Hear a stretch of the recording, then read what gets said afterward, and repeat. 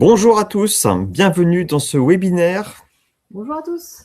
Je suis accompagné d'Amélie aujourd'hui. Moi, c'est Frédéric et on veut savoir où vous en êtes avec vos avis produits. Les avis produits, ce sont les avis des différents produits collectés auprès de vos clients, restitués sur le site Internet. Si aujourd'hui, vous collectez les avis de vos clients et vous le publiez sur le site Internet et que vous en restez là, eh bien, ce webinaire est fait pour vous. On va vous permettre de faire un bond de géant avec vos avis produits, tant en termes de réputation, en termes de levier de croissance et puis surtout en termes de stratégie de l'entreprise. Bienvenue à ce webinaire. Nous sommes l'Institut MDTC et on est aujourd'hui là pour vous faire progresser sur la collecte, la gestion et l'administration de vos avis produits. Tout d'abord, avant de commencer, je voudrais vous présenter finalement notre... pardon. Si je me trompe, voilà, les tips. On est un institut d'études, on travaille donc dans la satisfaction client et on est là aujourd'hui pour vous aider à piloter au mieux la satisfaction de vos clients. Aujourd'hui, on est sur les avis produits. Comment on peut aller plus loin que la simple collecte et restitution sur le site Internet de l'avis produit. Mais on fait aussi l'étude collaborateur, on fait aussi les études ad hoc, on fait aussi les dispositifs d'écoute client.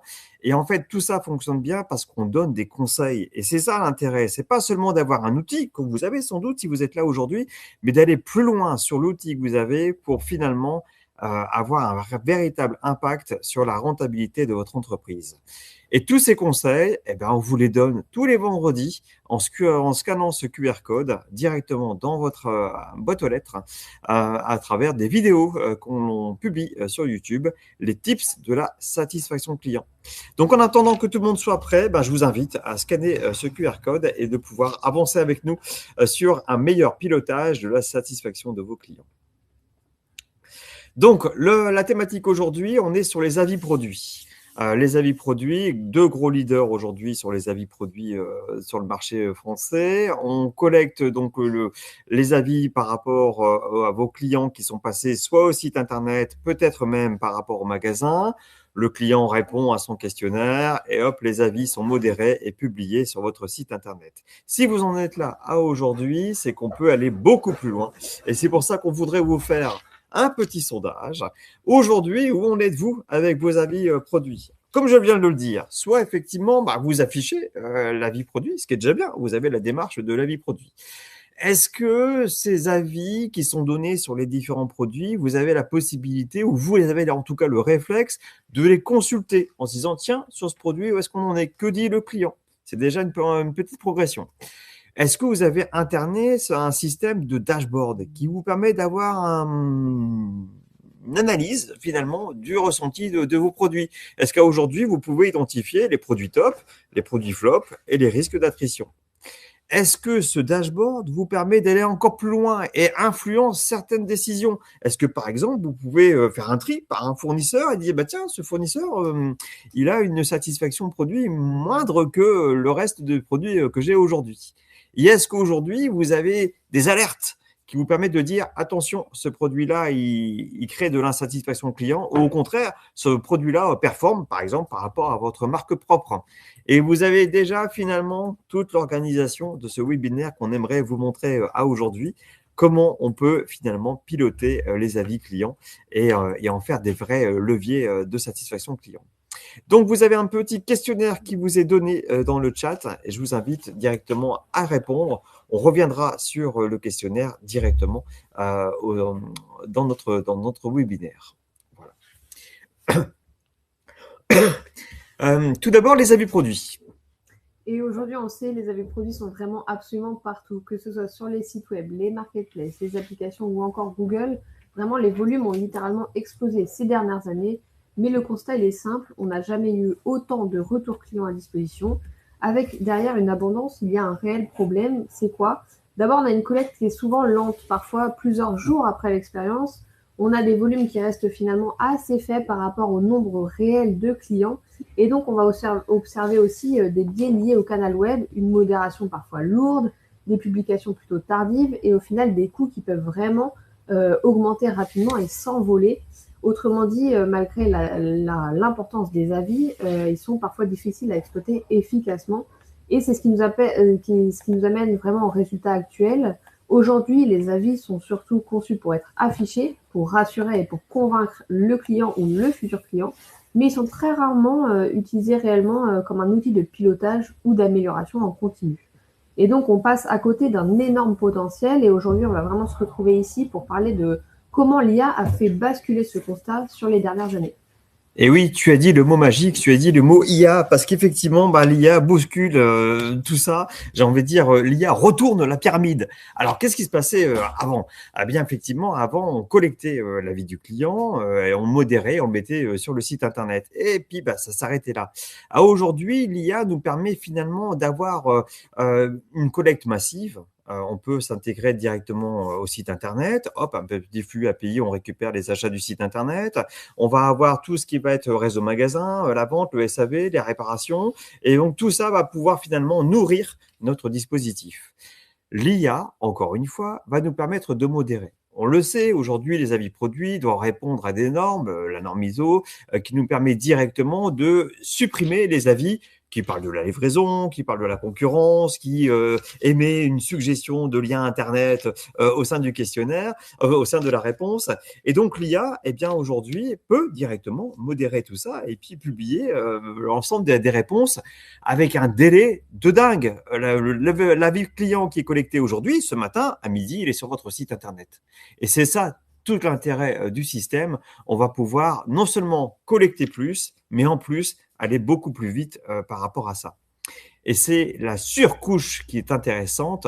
Ces avis clients, ces avis produits qu'on a aujourd'hui, bien sûr, vous vous en servez comme levier de conversion, et ça, c'est la base qui reste identique.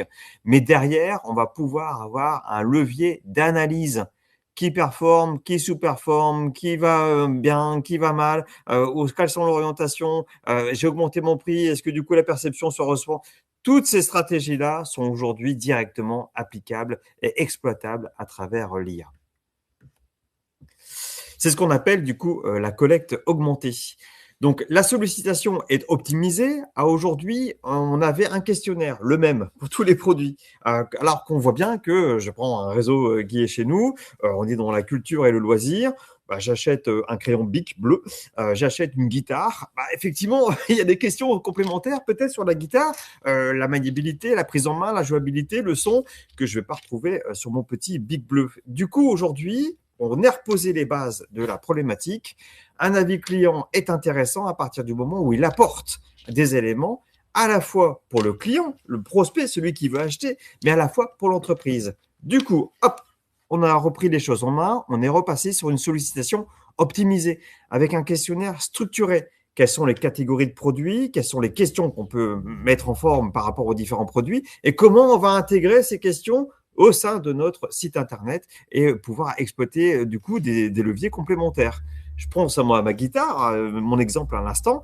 Moi, je suis débutant, j'ai envie d'une guitare qui a une très grande jouabilité, que je peux facilement prendre à main.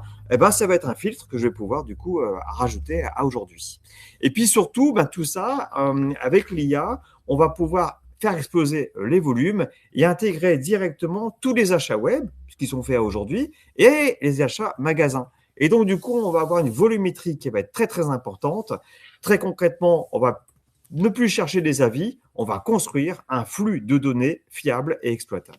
Et c'est ça la grande différence.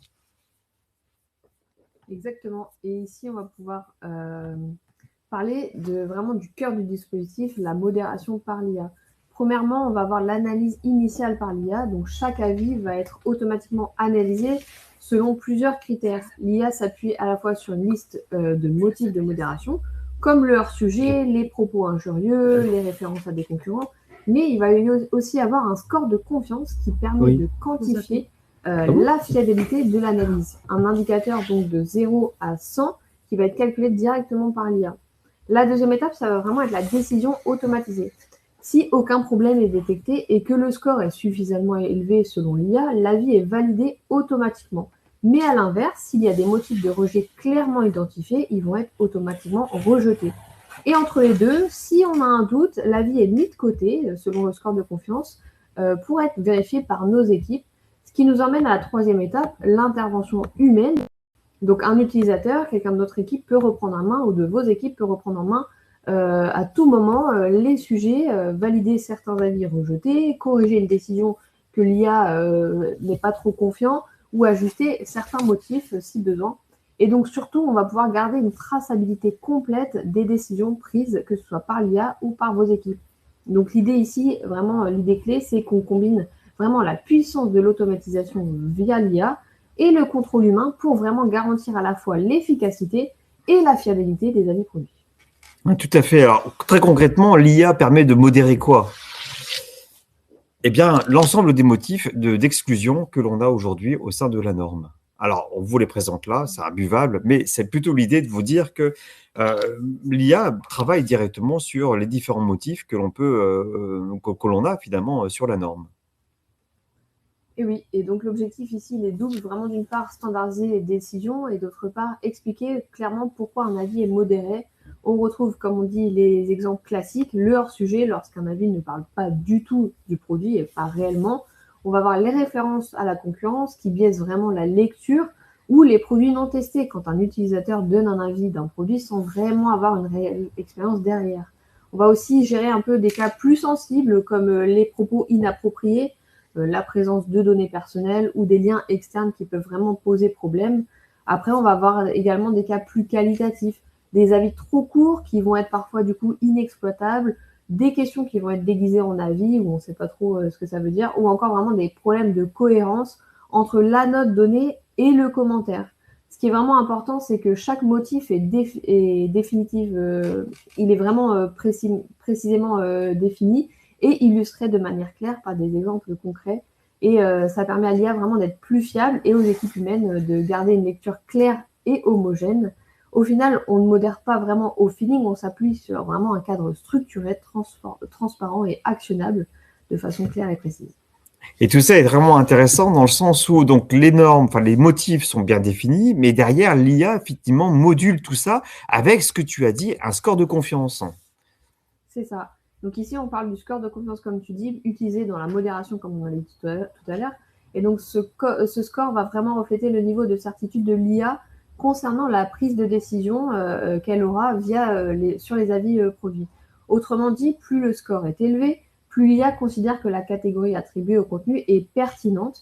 Et donc, c'est important de préciser que ce score ne mesure pas vraiment la vérité absolue du contenu, mais plutôt la cohérence entre le contenu analysé et la catégorie proposée selon ce que le modèle a appris pendant son entraînement avec les équipes. C'est donc vraiment un outil de pilotage de qualité et qui va juger au final les avis selon le catalogue codebook que vous allez donner. Et donc concrètement, comment ça s'explique? C'est un score exprimé sur une échelle de 0 à 100 avec 4 niveaux. Entre 90 et 100, on parle d'un niveau très élevé. L'IA est quasi certain de cette décision, ce qui permet une validation automatique sans revue de vos équipes. Entre 70 et 89, le niveau est élevé. La décision, elle est fiable, mais une vérification ponctuelle peut être utile en cas de souci ou on ne sait pas trop. Entre 50 et 69, on est vraiment sur un niveau moyen. L'IA hésite, donc c'est nécessaire d'avoir une revue humaine pour confirmer et corriger l'IA si nécessaire. Et en dessous de 50, le niveau est faible. Il y a vraiment une incertitude ou une incohérence détectée par l'IA. Et ici, l'équipe doit intervenir fortement de façon à corriger l'IA et puis lui apprendre de ses erreurs. Et donc, en résumé, ce score va vraiment permettre de prioriser les actions humaines de vos équipes et aussi d'optimiser le processus de modération en combinant automatisation et supervision. Alors, ce qui est intéressant, quand on met en place, l'IA a déjà un score de traitement de l'ensemble de vos volumes qui est supérieur à 90%. Donc, l'IA traite 90% des avis clients sans aucun souci.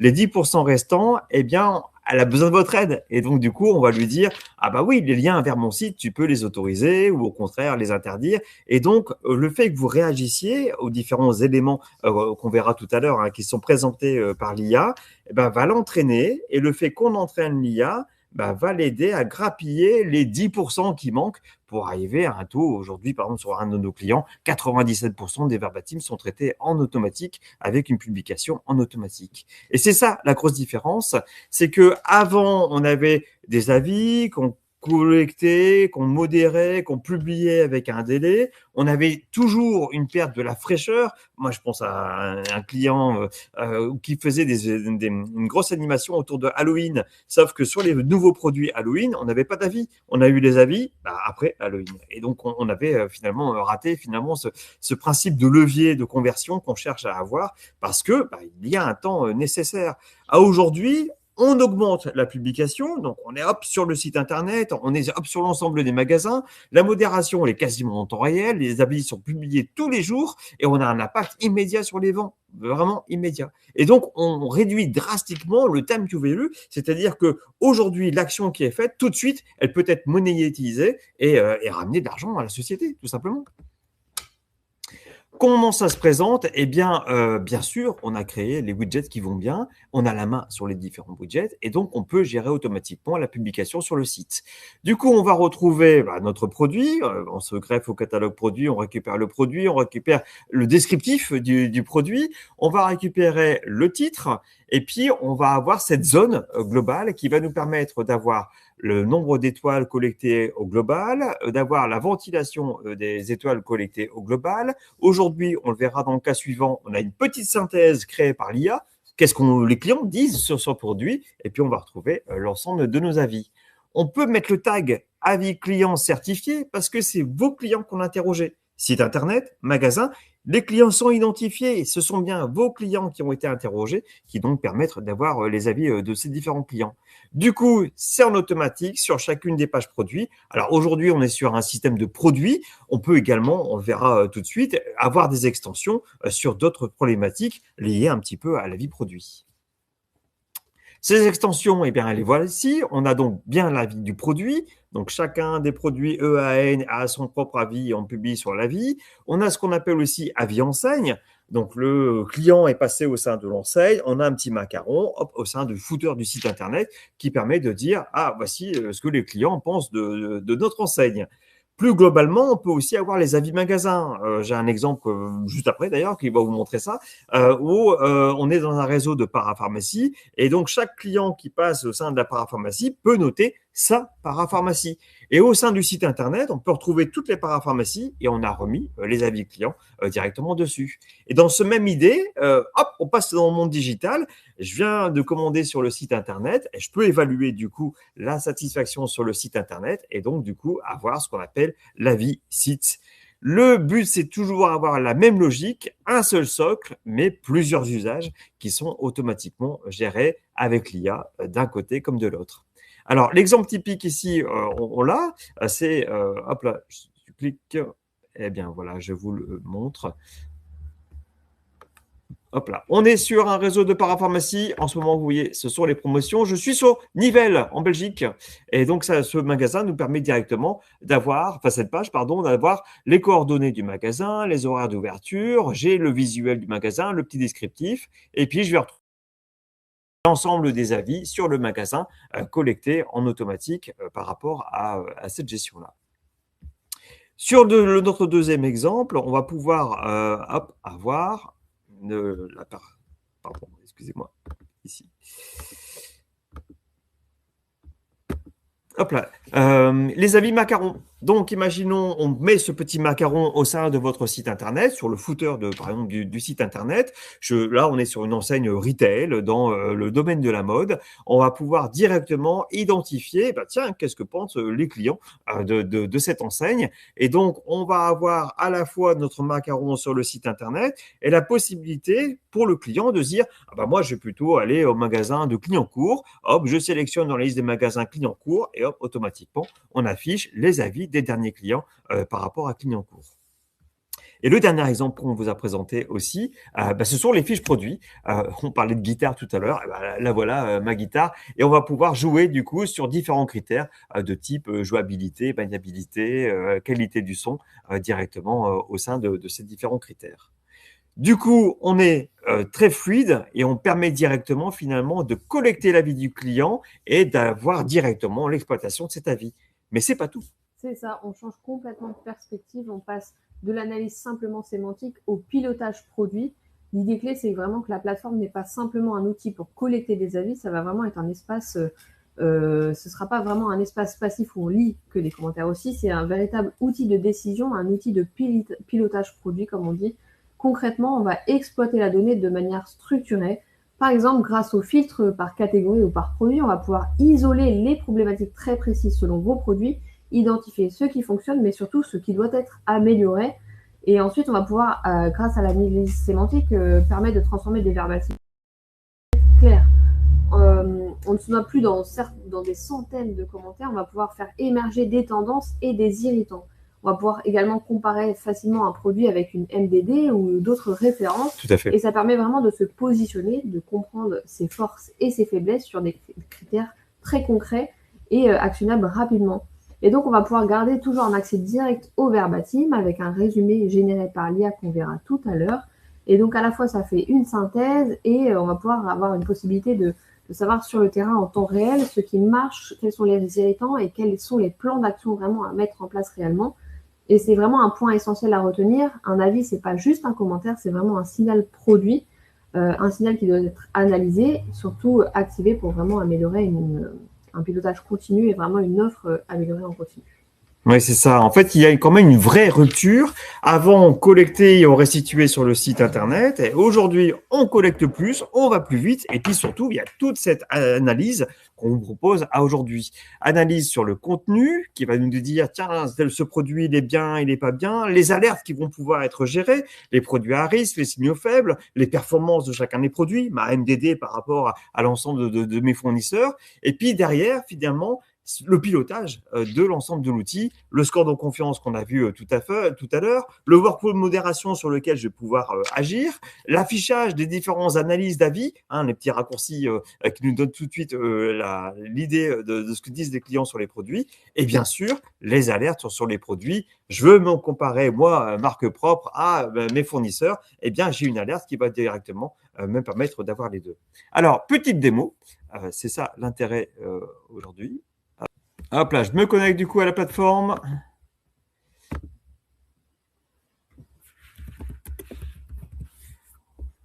Et donc, on va retrouver sur notre plateforme les avis produits avec la possibilité d'avoir directement, hop, je suis ici, on passe sur les avis produits. Hop là. Y a-t-il des questions par rapport à cette démonstration d'aujourd'hui? N'hésitez pas à poser vos questions, on est là pour y répondre. Donc, l'idée globalement, c'est de dire que grâce à l'IA, on peut aller beaucoup plus loin, beaucoup plus vite. Donc, on peut beaucoup plus loin dans le sens où on peut élargir finalement la collecte à la fois au site web et au magasin. Quand je dis élargir, bien sûr, on peut le faire aujourd'hui, mais votre coût s'envole. Aujourd'hui, avec l'IA, le coût ne s'envole pas. C'est là tout l'intérêt. On est donc du coup plus efficace, plus efficient sur cette partie-là. Et puis surtout, cette modération nous permet d'avoir une rapidité sur la publication sur votre site Internet. Donc, on gagne encore une fois sur la modération à faire aujourd'hui sur l'ensemble des avis. Et puis surtout, l'outil qui est derrière, qui nous permet d'avoir une analyse par catégorie, par segment, des alertes, des risques d'attrition, et donc du coup d'aller très très loin dans l'analyse des différents produits. C'est ça, la vraie transformation, elle est là. On ne se contente plus d'observer, vraiment, on passe clairement de l'observation à l'action pour aller encore plus loin dans le gain de ROI. Tout à fait, voilà. Nous avons donc aujourd'hui vu ensemble les différentes problématiques qu'on peut avoir sur l'avis produit et comment l'IA bouscule tout ça. Nous sommes l'Institut MDTC, expert de la satisfaction client. N'hésitez pas à nous contacter si vous souhaitez d'autres informations. On a une petite question de Fabrice. Est-ce que c'est possible de faire le lien entre les profils valeurs pour le retailer des répondants et leurs réponses par magasin? Je relis la question. Alors oui, dans le sens où on sait quel client répond, donc on peut identifier facilement un client d'un magasin ou d'un autre ou d'un site internet. Et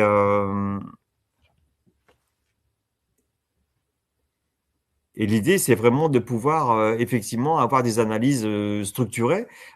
Aujourd'hui, on est vraiment sur la problématique de l'avis produit. J'ai envie de dire que le produit vienne du magasin ou du site Internet, on parle du même produit. La grosse différence, c'est l'expérience du client. Et ça, on en parle très souvent. Aujourd'hui, l'expérience du client est mesurée avec un questionnaire satisfaction magasin ou un questionnaire satisfaction web. Aujourd'hui, sur notre problématique avis produit, on est vraiment axé sur que pense le client du produit et seulement du produit et comment cet avis peut finalement asservir à la fois l'entreprise en termes de levier de conversion sur le site Internet et l'entreprise au niveau de sa stratégie d'avis produit. Et c'est là-dessus qu'on agit. Maintenant, effectivement, l'expérience du magasin est contrôlée directement avec notre baromètre de satisfaction client. Très honnêtement, aujourd'hui, par exemple, je passe au sein d'un magasin. Je suis interrogé le lendemain, magasin physique, hein, je suis interrogé le lendemain sur ma satisfaction sur le magasin. Comment était ma visite, comment j'ai été accueilli et finalement, quels sont les irritants ou les pépites que je vais pouvoir donner à mon manager de magasin. Ça, c'est une étude que l'on fait déjà aujourd'hui. Sur l'avis produit, l'Institut MDTC aime bien qu'on ait une vraie perception du produit. Cette perception du produit, aujourd'hui, suivant les produits, on peut l'avoir à J+7 et J+15. Concrètement, vous êtes passé aujourd'hui, eh bien, dans 7 jours, je vais vous interroger sur votre produit. Et si vous ne répondez pas, dans 15 jours, je vais vous réinterroger, vous relancer sur la perception de votre produit. Et là, dans ce questionnaire-là, la seule chose qui va m'intéresser, c'est pas tant votre expérience d'achat, qui va basculer, du coup, si vous le dites, dans le premier dispositif, mais vraiment la perception du produit avec la modération par IA que l'on a vue. Donc oui, on fait bien la différence entre les deux, mais il faut bien savoir que déjà à la base, c'est 2 temps de contact différents. Voilà. Est-ce qu'il y a d'autres questions? N'hésitez pas à cliquer sur le bouton « Je souhaite être contacté » si vous avez d'autres questions. Vous pensez à la suite du webinaire à quelque chose qui vous fait cogiter, n'hésitez pas, on est là pour y répondre. Merci à vous et je vous dis à très bientôt au sein de la satisfaction client. À bientôt. À bientôt.